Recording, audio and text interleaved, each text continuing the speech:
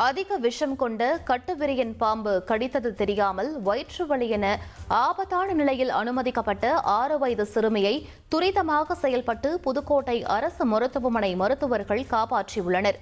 குளவாய்ப்பட்டி கிராமத்திலிருந்து 6 வயது சிறுமியை என்ன பிரச்சனை என்று தெரியாமல் அவரது பெற்றோர் புதுக்கோட்டை அரசு மருத்துவக் கல்லூரி மருத்துவமனைக்கு கொண்டு சென்றனர்.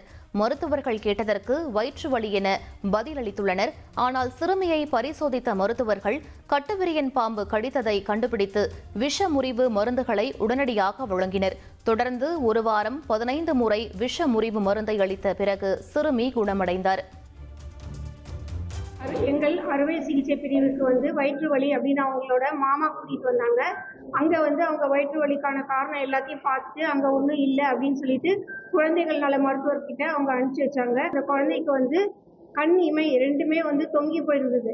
இது பாம்பு கடியா இருக்குமோ அப்படின்னு அவர் சந்தேகிச்சு உடனடியாக அந்த பாம்பு கடி சிகிச்சைக்கான இந்த ஆன்டி ஸ்னேக் வினோமை அவர் உடனே செலுத்திட்டார் அந்த குழந்தைக்கு.